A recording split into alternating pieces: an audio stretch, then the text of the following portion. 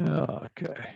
Welcome to session number 19 of Worldviews and Apologetics. Today we'll be studying yet another question that non-Christians and young Christians ask, namely, is Christ really God? Is Jesus the Son of God? Or is this all just made up? What is it? I'm Dr. John McMath, retired from the Moody Bible Institute. I'm a Bible professor, and I'm joined here today by my friends in Italy and the Philippines and in various other places. I'm just looking at the list here as the group slowly comes up to speed. And we've been studying for the past 2.5 years together in a variety of topics that will show up on YouTube and Facebook. So today we're going to be looking at this question. Is Jesus really God? It's a question that makes a lot of difference. Obviously, the question, is there a God, that we looked at last week, a basic question of theism, is obviously really important. That affects every other philosophical and practical question in life. And every part of life is affected by that.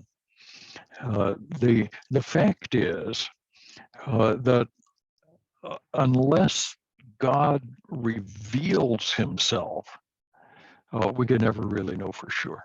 We can make all kinds of arguments, but until God reveals himself of his own initiative, we have no real good way of knowing whether or not there is a God. Jesus is that revelation. So let me get come on here. My thing still is not working, and that is very irritating. Okay, and I should be able to share this screen. All right, there you go. Slow internet today. So I'm hoping that it doesn't collapse completely. Paul Little says it this way. Now, Paul Little is the author of the book that I'm working my way through. A pastor died probably 20 years ago, but he put out 3 editions of this little book, Know Why You Believe. And he says it this way: it's impossible for us to know conclusively that God exists and what he is like unless he takes the initiative and reveals himself. We must scan the horizon of history to see if there is any clue to God's revelation. And just a spoiler alert here, there is one clear clue, and that is Jesus himself. The birth of a baby in Bethlehem 2,000 years ago, hunted by Herod, grew up in Nazareth, son of a carpenter, broke on the stage of history, claiming to be the Son of God, God himself, and claimed to reveal the truth about the Father. This picture on the right is one famous version of what we call the Pantocrator. It's an icon, Greek Orthodox icon. This one is the Pantocrator of Sinai, of Mount Sinai and St. Catherine's Monastery. And I've always kind of liked it. It's just looks kind of cool. But Jesus is a fully man and at the same time fully God. He is the God who came into space-time history to make himself known, to allow people to examine him, to see who he is and what he is like. At least that is the claim of the Christian Church, of the apostles themselves, to what Jesus actually had to say. So it's worthwhile looking through this argument and ask ourselves the question, how much do we really know about Jesus? Now, the modern scholars, critical scholars, the secular world, would like us to believe what we find here. This is a statement of a group of essentially non-believers who call themselves the Jesus Seminar. I have never understood why people who don't believe in God, don't believe that Jesus is the Son of God, would go to school and do theology degrees. Because these men and quite a few women all have advanced degrees, PhDs in history of religion and theology and Christian theology and whatnot. Uh, and yet they don't believe a word of it. It's just funny. But the Jesus Seminar has gotten a lot of press. Years ago, 100 years ago, fellas like Albert Schweitzer and other secular stars did what was called the quest for the historical Jesus. The Jesus Seminar continues that. They're looking for the Jesus of history and not the Christ of creed and dogma. Okay, as though a creed and the development of dogma was done just for purely mythical, stupid, fantastic reasons. Anyway, let me read this and see what you think of it. The Christ of creed and dogma, who had been firmly in place in the Middle Ages, can no longer command the assent of those who have seen the heavens through Galileo's telescope. The old deities and demons were swept from the skies by that remarkable glass. Copernicus, Kepler, and Galileo have dismantled the mythological abodes of the gods and Satans and bequeathed us secular heavens. How sad. This is what these people actually believe. They believe that Christians are merely worshiping the heavens. Those stars up there, those are gods and goddesses and whatnot. Their ignorance is often profound. But this modern secular world, claiming to be wise, would like us to believe, like they do, that Jesus is a mere character of faith, that is, fantasy. They would teach that faith is an irrational acceptance of propositions that we know are not true, like Santa Claus and the Tooth Fairy. And we know those things cannot possibly be true, but we believe them anyway because we're just stupid. So Jesus is a character of faith, and that the only information we have is, and I quote, tainted by religion. Oh, how awful to have something tainted by religion. Of course, the presupposition there is that all religious ideas are mere wishful thinking. Nothing religious can ever be true. They just presuppose that. They can't demonstrate it, of course, but they presuppose it.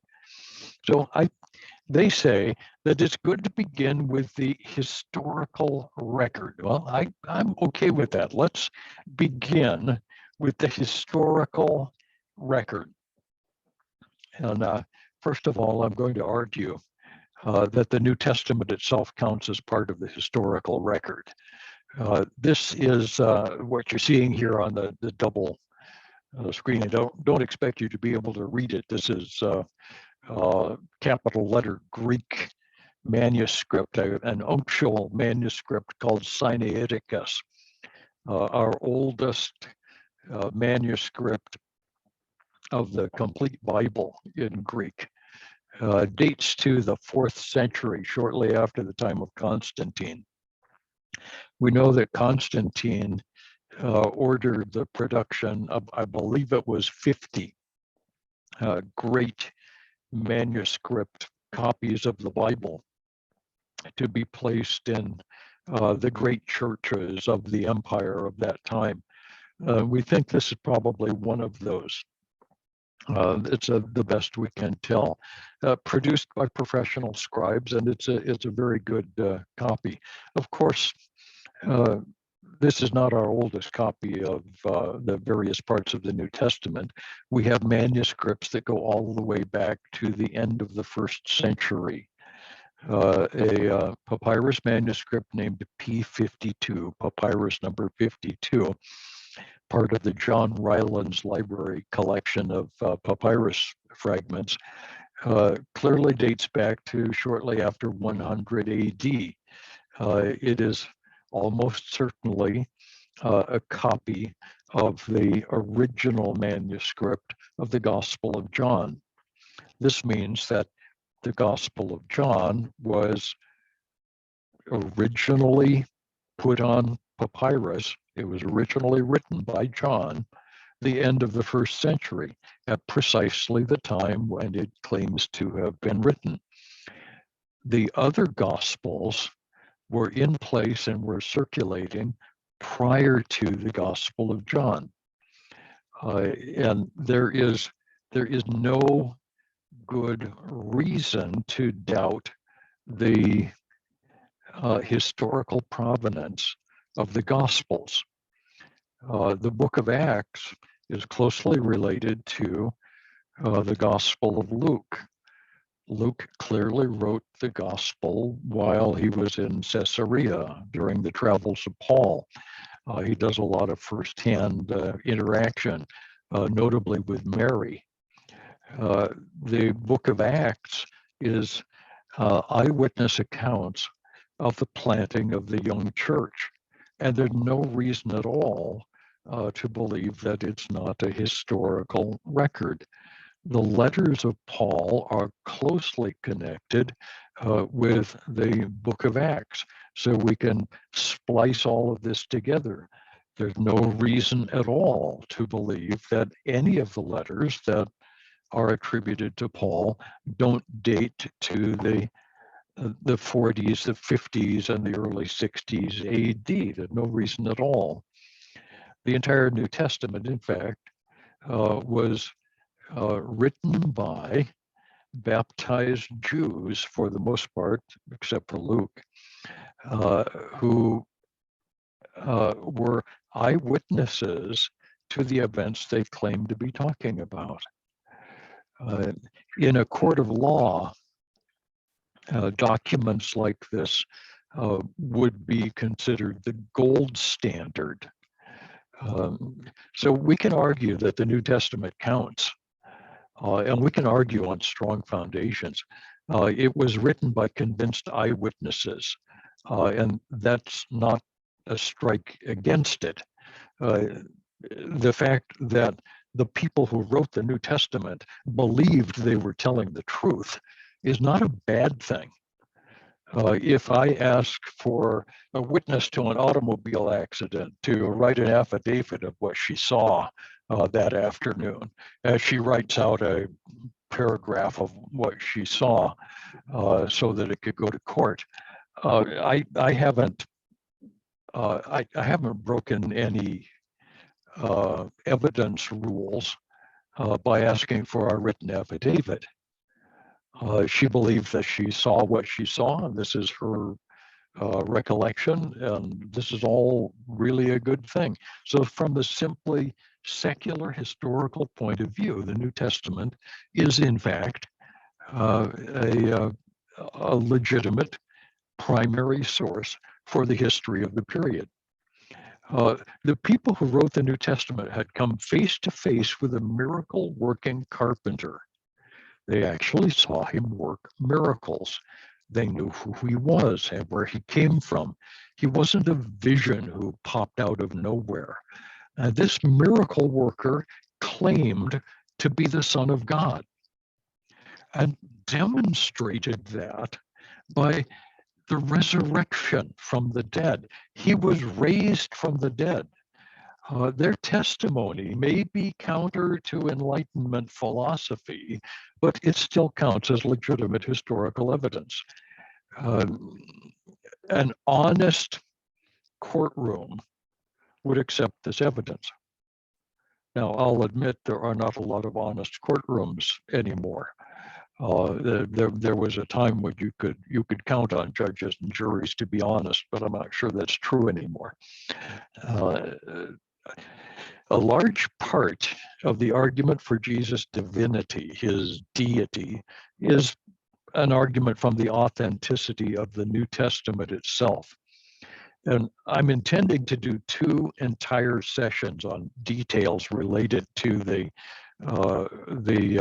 authenticity of the New Testament. At this point, here's all we're going to say is this: the New Testament is not merely religious mythology. It claims to be, and demonstrably is, primary source history. So I can point you to other religious books that are mythology. The Bhagavad Gita, for instance, tells about a story that never happened. It couldn't have happened. It didn't happen. The Book of Mormon, demonstrably, didn't happen. We can't find the places. We've heard nothing of those people anywhere. The language it was written in doesn't exist. It's obviously a book of mythology. Even the Quran very likely didn't happen the way Muslims claim it did. When we try to actually track down the life of Muhammad, we find entirely different things, entirely different locations, very contradictory and confusing rabbit trails. But when you study the Bible, when you actually study it looking for facts, you find the New Testament is a coherent and testable account of the life and character of Jesus and the revelation that he gave us about God. The New Testament can be discounted only by special pleading. The people who say the New Testament doesn't belong in the argument are just assuming that. They have no argument. Okay. Secondly, we find lots and lots of confirming bits and pieces of historic material. A little bit here, a little bit there. Now, it's not overwhelming. There are not thousands and thousands of manuscripts written by secular people about Jesus, but we do find the general outline of the life of Christ and of his death and of claims of his resurrection confirmed in the secular literature. I've copied a famous one from Josephus. Josephus was a Roman Jewish historian of the period, and he's not entirely trustworthy. And I'll tell you that this particular passage was probably gone over by a Christian scribe later, and some bits were most likely added. There's a shorter passage elsewhere in Josephus that says roughly the same thing, but without quite such a Christian bent. But about this time there lived Jesus, a wise man, if indeed one ought to call him a man, for he was one who wrought surprising feats and was a teacher of such people as accept the truth gladly. He won over many Jews and many of the Greeks. He was the Messiah. That sentence probably was added by a Christian scribe. When Pilate, upon hearing him accused by men of the highest standing amongst us, had condemned him to be crucified, those who had in the first place come to love him did not give up their affection for him. On the third day he appeared to them, restored to life. For the other prophets of God had prophesied these and countless other marvelous things about him. And the tribe of the Christians, so called after him, has still to this day not disappeared. Okay, so that's Josephus, who wrote after 70 AD of what clearly was a historical event at the time. So he's in there. Other Roman sources Tacitus mentions the rise of Christianity just briefly, and some others. They speak of the crucifixion of a rebel leader called Yeshua or Christos during the rule of Pontius Pilate in Syria. So it puts him in the right place at the right time, the right name, and a crucifixion, and the fact that he was thought to be a rebel against the Romans, which is rather a lot for the Romans to write down. They obviously didn't care very much. This is a passage that was written while the church was still tiny and still considered an offshoot of Judaism. The Talmud, the Jewish oral law, some 20 odd volumes in English, but started out as many, many volumes in Aramaic and Hebrew. Even the Jewish Talmud has a passage recording the death of Jesus. Now, obviously, the Talmud is not a Christian book, but it recognizes that he lived.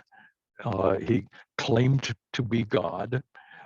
He rebelled against the Romans and was crucified for his trouble. That's the outline of the life of Christ. A careful look at the secular history, and I'm not really giving you a full background here.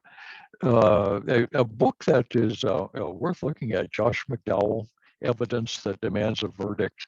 I think that's eventually went to 3 volumes, just primary source quotations from historical literature. And literally hundreds and hundreds of direct historical quotations. And a careful look at the secular history gives us background of the characters of the New Testament. And so many of the characters of the New Testament show up in secular history. They just pop up here and there and other places. And even the non-believers, the non-church people, the various people mentioned in the book of Acts, or the people mentioned in the Gospel of Luke, who is very careful about the historical realities that he's dealing with. Those people show up on inscriptions, they show up in other places at the right times and in the right places. Herod the Great plays a large role in the Gospels, and he really was the sort of vain tyrant who would try to kill all of the Jewish male babies. He really was the sort of man who would do that sort of thing. But in history, we see a very well-rounded Herod the Great, massive, self-centered, very vain tyrant who also had quite a gift for architecture. Very interesting character. Pontius Pilate really ruled in Syria at the right time and place. We have an inscription that Pilate made for the amphitheater, or for the theater in Caesarea on the coast of Israel. And that's still displayed there in Caesarea today. Actually, it's a copy of it. The original is in the museum, but we can still see that inscription today and read it today. He was really there at the right time. The young church really did come into being in the latter part of the 1st century. And we have the historical records to demonstrate that. Various Roman and other government officials wondering how the persecution should go, how many of them we should kill, and so on. The young church really began to turn the world upside down right there. And all of this can be verified by secular history. Okay, but the non-believer says, Jesus didn't ever really claim to be God, did he? All he really says was, "I'm the Son of Man," and that's pretty popular. I ran into one of those online a couple of days ago. Jesus didn't really claim to be God; he just claimed to be the Son of Man. Okay, we're going to spend a bit more time with that one, but let's look at it here. Non-Christians like to assert that Jesus never claimed to be God, that he was an ordinary man who was later, much later, granted divinity by the church. Critics like Bart Ehrman, who sadly enough is a graduate of the Moody Bible Institute, went on to become a very popular critic. He's popular because he used to be evangelical, he says, but he came to know the truth. His arguments are easily dismantled, but people who've decided to believe a lie often have trouble hearing the truth. So it's tough to argue with them. Bart Ehrman says that that Jesus was merely human. Of course, he was a historical character. And maybe even a great teacher, but certainly not God. They argue that the New Testament references to Jesus as God were added much later. Some claim that the entire New Testament came into being as a result of a long evolutionary process in the church, which didn't see Jesus as God until the 4th century. Now, obviously, there's some big technical questions here, and the full answers are also big and technical. And we don't need to follow all the threads, but we can do a basic summary. Let's just look at what we've really got here. Jesus, first of all, clearly claimed and accepted the attribution of deity. I've always liked this guy's cartoons. I don't know who he is, but I found it on the internet. And I thought, okay, that's cute. Matthew 16, this is a picture of Caesarea Philippi. And that background is not bad for the waterfall at Caesarea. It isn't bad at all. You could visualize Jesus and his guys here. Matthew 16, 15, 16, when Peter said, "You are the Christ, the Son of the living God." This has gone down in history as the first public acclamation of Christ's divinity. Quite pointedly, Jesus not only didn't rebuke Peter for this heresy, he agreed with him and told him that it was God himself who revealed that truth to him. So what was Jesus doing there? He was claiming to be God. This is clear. In the Gospel of John, which was written probably about 30 years after these events, Jesus often makes the claim explicitly and was well understood by his Jewish hearers, who on several occasions tried to kill him for blasphemy. John 5:18, 10:30 through 33. In the Gospel of John, there are 7 different passages that we call the I am passages. What did Jesus said, we are, or the Pharisee said to Jesus, we are sons of Abraham. And Jesus said, oh, God could raise up sons of Abraham out of these stones, but I tell you the truth, before Abraham was, I am. Now, what did he mean by that? Well, obviously, to us, it's clear when Jesus said, before Abraham was, I am. This is a double entendre. One, he says in the present tense, I am, I was then, I am now, and I always will be. He was claiming eternity. He was claiming to have been the God of Abraham, Isaac, and Jacob. That's clear what he's doing. And the term I am in Greek, ego eimi, is the direct translation of the Hebrew echia, which is the root of the name of God, Yahweh.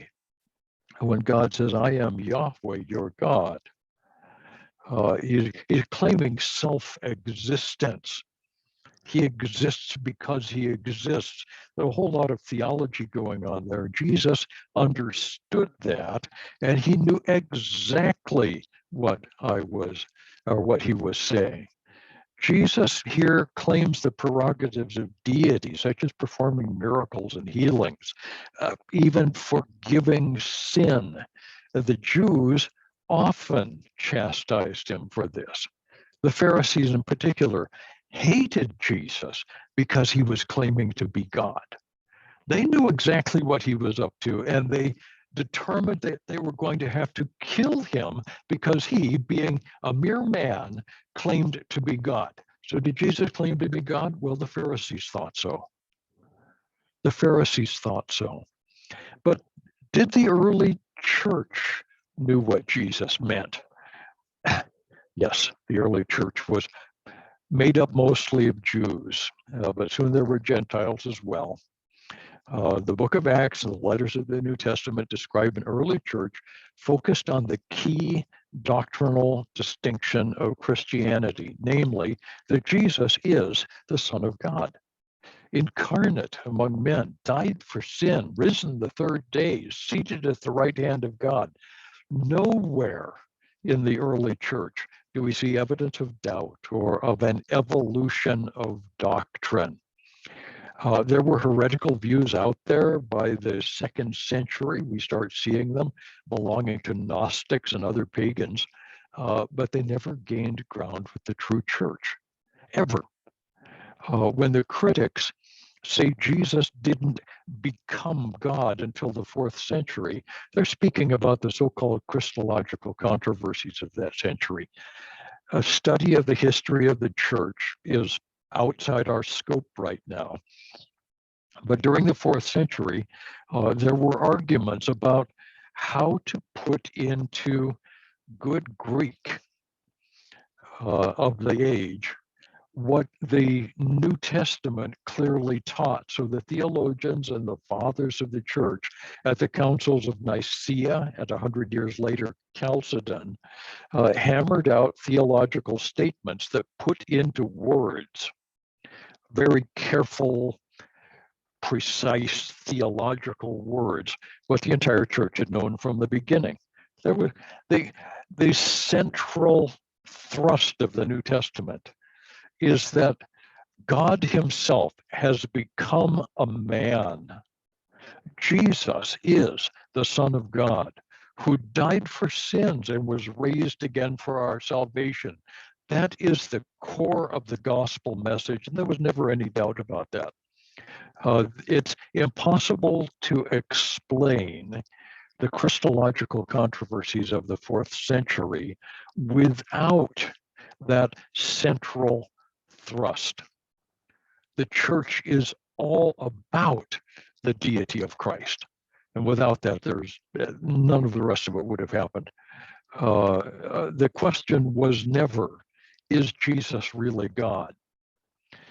During the 4th century, the question was, what does it mean precisely that Jesus is God? And there were some bad answers given at that time.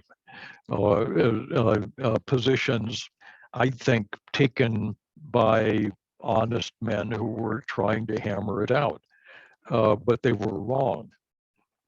And those answers were set aside. There were some good answers given at that time that have been refined, but the test of all of these answers is that they were attempting to put into logical form the eyewitness testimony of the New Testament. And scholars who argue otherwise generally have rejected Christ and his salvation, and they have no real understanding of the evidence. So what I have here is a little bit of the Nicene Creed.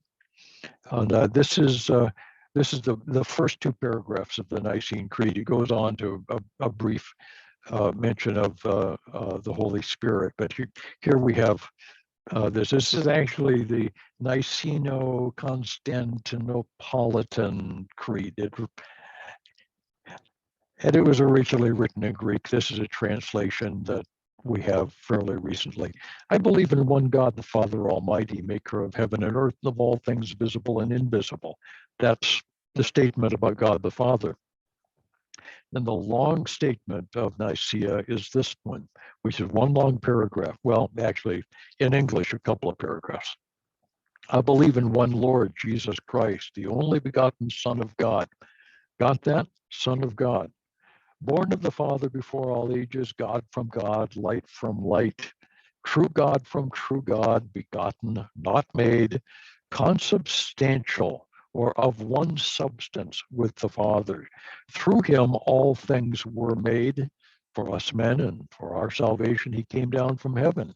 By the Holy Spirit was incarnate of the Virgin Mary and became a man. That's a central distinguishing proposition of Christianity. This is what distinguishes Christianity from Judaism. By the end of the first century, Christianity was clearly separate from Judaism.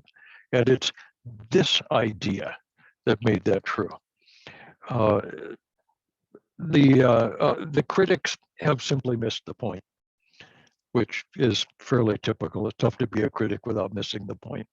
Sometimes I wish they'd do their homework. This is a guy on, oh, no, I've forgotten his name. I should have put his name on the thing. Okay, what are the possibilities? There's only four: liar, lunatic, legend, or Lord. He is either a liar, a lunatic, merely legendary, or he's telling the truth, and he is in fact Yahweh, the Lord. If we say Jesus is not truly who the Bible says he is, then we're affirming one of the other three positions. There really aren't any other positions. Some eliminate the legend part, but really there are these four possibilities. And if he's not the eternal Lord of history, the creator of the world, then who is he? Well, he has to be a liar because he's obviously not telling the truth, or perhaps he's just crazy. He's a crazy guy running around saying stupid things, or he was invented by the same sort of people who invented the Lord of the Rings or fairy tales. Maybe he's a grim fairy tale. Jesus can't be both. So let's ask the question, was Jesus a liar? Okay, when you read the New Testament and when you read the early accounts of the first Christians, we have to ask ourselves a question.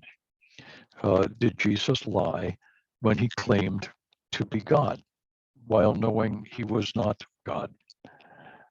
Because obviously, if he knew that he wasn't God, which any normal man would know, then he was lying. Perhaps Jesus deliberately deceived his listeners. There are very few who hold this position. Even those who deny Jesus' deity affirm that Jesus was a great moral teacher. A great moral teacher would have trouble carrying off such an astoundingly big lie.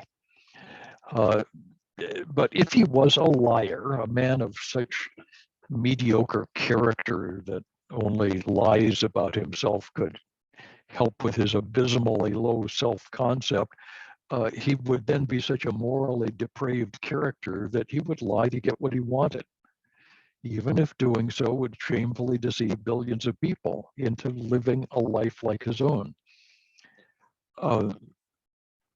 You can't read the New Testament and come to that conclusion. You can't read history and come to that conclusion. And so knowledgeable people generally don't hold this position. Even those who deny the deity of Christ are likely to affirm that Jesus was a good guy. And surely that status couldn't be held by a reprehensible liar. Maybe Jesus was just self-deceived. He was a little crazy. The discrepancy between the depth and sanity of his moral teaching, and when you read the New Testament, you can't help but say Jesus obviously understood ethics. He understood the difference between right and wrong, the truth and the lie. The difference between that and the rampant megalomania which must be behind his theological teaching, unless he is indeed God, has never been satisfactorily got over. That's a quote from C.S. Lewis.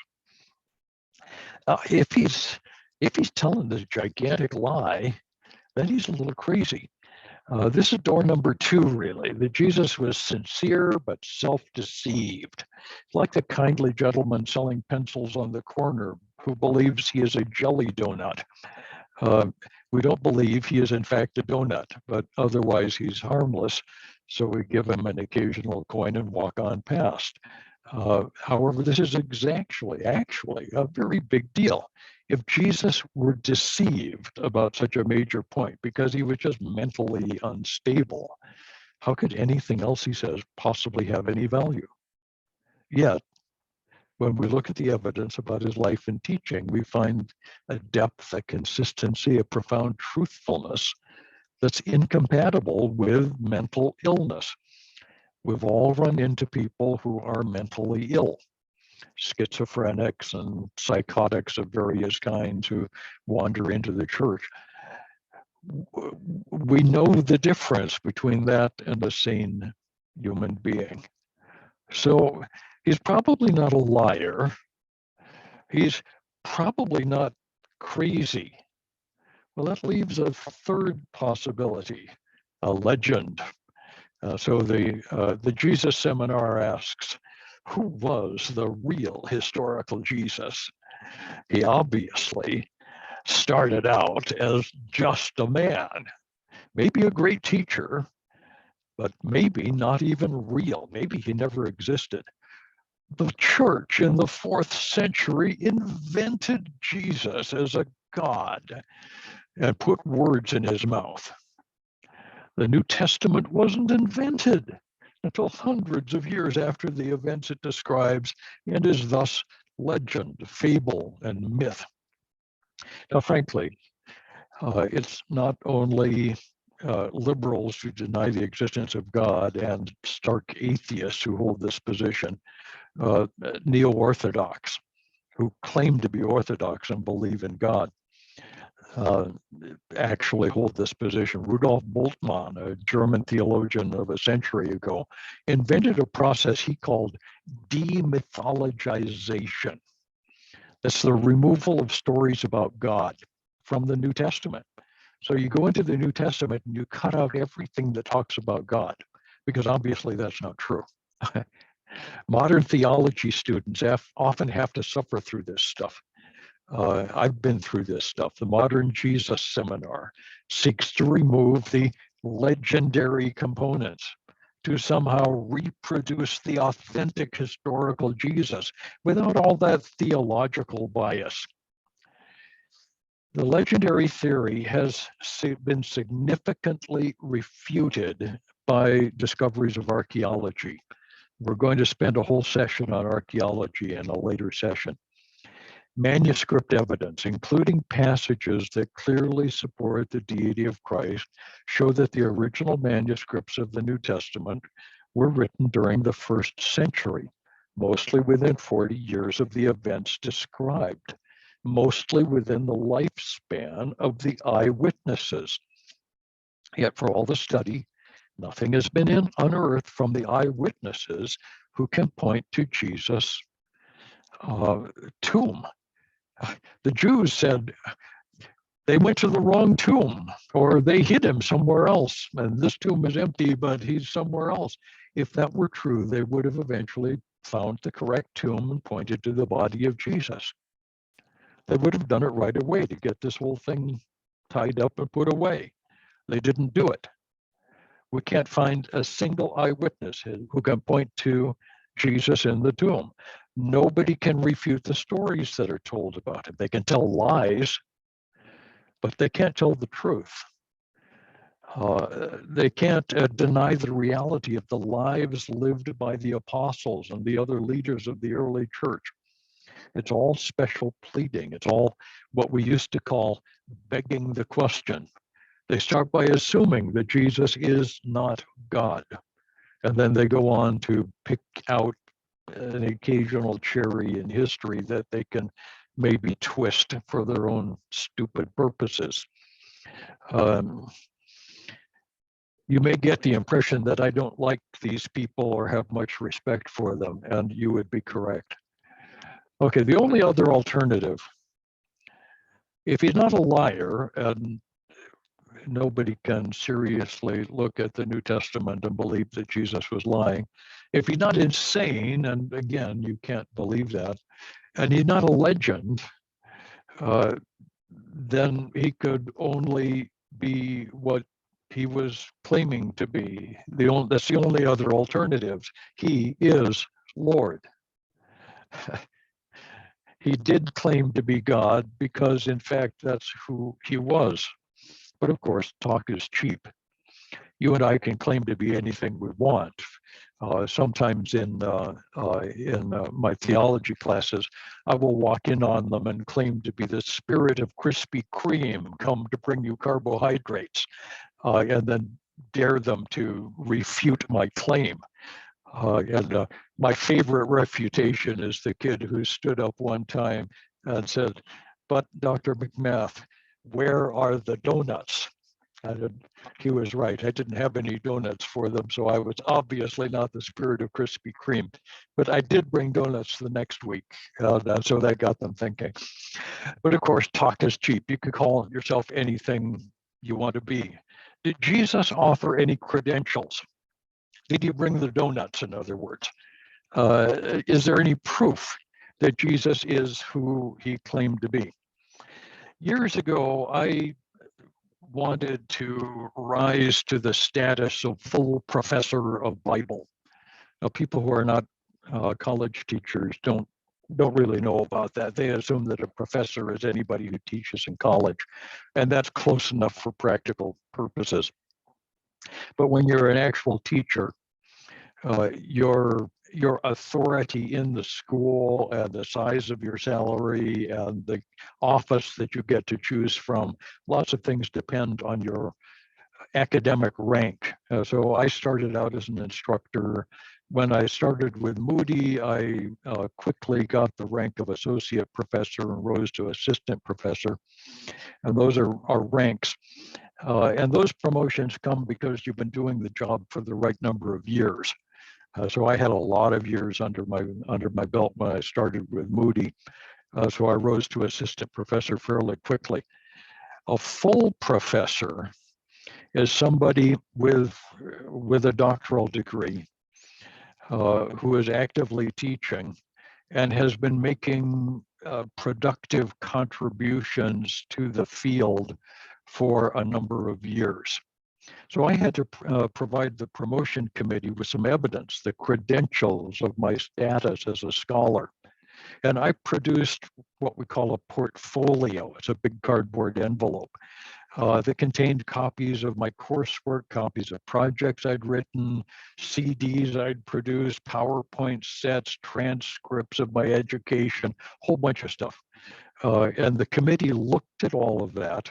And I doubt that they had read very much, but they looked at all of that. They asked me some questions, and after a painful delay of several months, they agreed that I did in fact deserve the title Professor of Bible. The same thing has to happen here. Did Jesus offer any credentials? He says, "I am the Son of God. Before Abraham was, I am." Okay, Jesus, let's see your donuts. Do you have anything to show us? I could claim to be the king of Corfu. Let's compare credentials. What credentials does Jesus bring to the conversation? Clearly, I have none. Some people don't have anything. So Jesus has got some credentials. Let's look at that. If we were to look at Jesus' stuff on the wall, his brag wall, what would we find first? His moral character. Most liars and lunatics and other crazy people make outrageous claims and have awful character issues. You'll find that they do bad things. They're inconsistent. They're not to be relied on. A quick examination of credentials show they're not who they claim to be. And a serious examination of the life of Christ, on the other hand, shows him to be above reproach. Any serious examination shows that uniquely above reproach. Jesus was literally sinless. John 8:46 has Jesus replying to his critics, "Can any of you prove me guilty of sin?" Now that would be dangerous for the rest of us. because Paul says, Romans 3:23, all have sinned. That is, we have fallen short of the glory of God. If the glory of God is eternal perfection, I've fallen short of that. I continue to fall short of that. I can't claim otherwise. But Jesus could say, I am without sin, and is not presumptuous. Uh, we hear of the temptations of Jesus. He was literally and authentically tempted, but we never hear that he sinned. He never confesses sin. The lack of any sense of moral failure on Jesus' part is utterly contrary to the experience of the rest of us. Especially if you look at the great saints and the mystics and the famous people of history. The closer an individual gets to God, the more he recognizes his own failings. I haven't spent a lot of time studying the lives of the various saints. Some of them are really interesting. And one of the things that all of them have in common, and I don't know which of them are really Christians and which aren't. Some of them really are. I've studied the life of St. Nicholas. He sounds like a really good guy, really cool guy. St. Anselm of the 8th century, who came up with the ontological argument, sounds like a really cool guy. You look at his life and he's really good. But if you read the Confessions of St. Anselm, he recognizes that the closer he gets to God, the more he walks with God, the more he recognizes his own sin. Isaiah, in the presence of God in the temple, in Isaiah 6, says, woe is me, oi li, he says, woe is me, for I am a man of unclean lips. I dwell in the midst of a people of unclean lips, for my eyes have seen the Lord, the King of glory. Jesus had no such burden. He never confessed sin. Peter, Paul, and John, all three, were well-trained Jews.